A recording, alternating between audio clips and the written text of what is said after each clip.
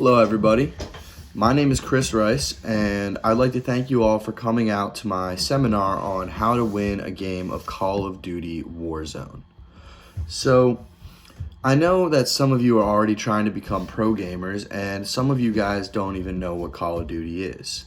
That's okay because whether you're advanced or a beginner, I'm sure this seminar may help you catch that dub, as the kids like to say these days. So first, let me give you some background on Call of Duty and Call of Duty Warzone. Call of Duty is a first-person shooting game franchise that has been very popular over the years. This year's installment, Call of Duty Modern Warfare, has introduced a new game mode called Warzone, which has a battle royale format. For those of you who don't know what a battle royale game is, it's where many people are dropped into a large map and they have to try to survive and be the last player alive by the end of the game. This genre has become exceedingly popular over the last few years because of games like PUBG and Fortnite and Apex. In Warzone, you can play solo, in a squad of 3, or in a squad of 4. Today, I'm just going to teach you how to play play some solos. So, when it begins, a plane carries around 150 players across a large map, and you can parachute down at any time and land somewhere on the map. When you exit the plane, you are carrying only a pistol. So you have to find loot inside of buildings to get a better loadout. You can find guns, ammo, grenades, special grenades, kill streaks, field upgrades, armor plates, and cash. You can hold up to 5 armor plates and you can equip 3 of these onto your body. And these are essentially extra health and they're very important to your survival. So you can use cash to purchase things from various buy stations around the map as the game progresses. And the basic concept is that there's a large white circle on the map. And after a few minutes, poisonous gas, will begin closing in on the area outside of the circle. And as the game progresses, more and more people will be getting eliminated and the circle will get smaller and smaller and the gas will keep closing in. To bring players closer together. Eventually the circle will get so small that the final 2 people will end up fighting and that last survivor is the winner. So I'd like to turn your attention to my presentation here. So here I would like to show you my loadout. I use custom loadout 1 and essentially my first weapon is a sniper. So that's the HDR. And the attachments I put on here are the monolithic suppressor for silencing and damage range to make things quieter. I use a 26.9 inch HDR Pro barrel also for damage range.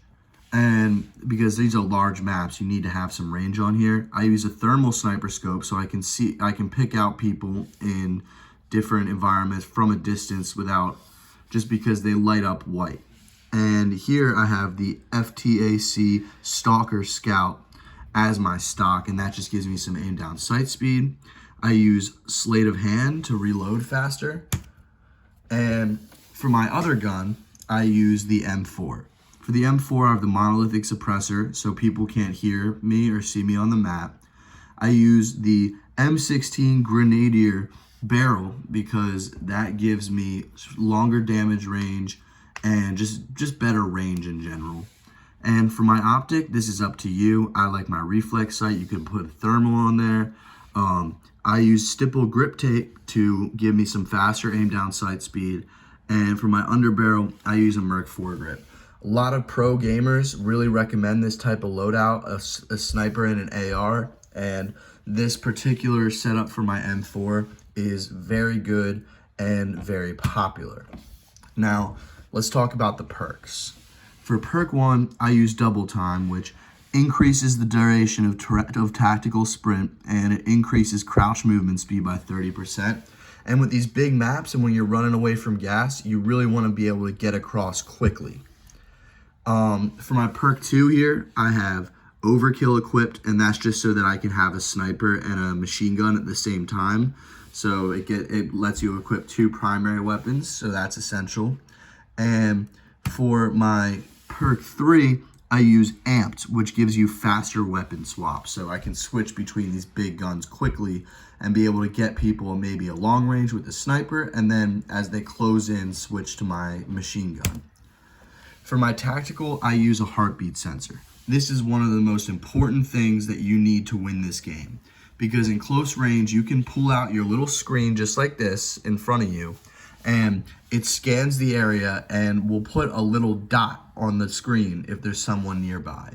So if you're about to enter a house, you really need to use this to scope it out and make sure there's no one waiting for you inside. For my lethal, this one is really up to you. I really like my sticky grenade, the Semtex, but you could also use a claymore if you're trying to protect a doorway or something like that. And as for my operator, I prefer using Kruger because, as you can see, he's green. He can really blend into the forest, the foliage, so that's good. And I also, of course, put a woodland sort of camo on my two guns to blend in even further. So I prefer utility over flashiness with my look. Now, when you first drop, this really depends on the circle, but I've gotten several wins from this spot, so I'm going to tell you about it. This is where I recommend going. You will have a lot of success here. So this is Dam, which is in the upper right corner of the map, which I've cut out the rest of the map here. Where you're going to land is right here. These little houses right here, this circle of houses, right? You're going to land there because not a lot of people usually go there to start off, and you can get a ton of loot and not have to deal with a bunch of enemies trying to kill you. So once you loot around here, get these houses, get this big house, I recommend that you start moving down the hill and getting these houses further down the hill, then go even further and get these houses and just loot. You got to build up cash, and you got to build up items like armor plates because that's important for your survival. Then you can start working your way down the road and head into this town called Riverside, which I happen to find a lot of loot there. But once you get here, you have to be careful for enemies because this is more popular than where you originally landed. So basically what you have to do is you just have to get enough cash through looting, and maybe if you run into someone, you can kill them and get the cash that they drop until you have $10,000, and you can go to the nearest buy station, which will show up on the map, and you can get your loadout drop. So you have that loadout I mentioned earlier. Then you need to buy a gas mask and a self-revive, and if you have the money, any kind of kill streak you want, whether that's a radar UAV so you can see where people are, or a precision airstrike to take out a group of enemies. So as the circle is moving in, let's say the circle is here, you're going to want to stay at the very edge of that circle and move into the end. You don't want to engage with too many people. You just want to ride the outside of the circle all the way in until you reach that end game. And then if you can reach there, you have a great chance of winning because there's only going to be a few people inside that final circle, wherever it may be, and you just have to be the one who comes out alive. Let other people fight. Just get your loot, stay on the edge, stay out of trouble until it really matters at the end. So, guys, I'd like to thank you all for coming, and I hope you have a good day. Good luck.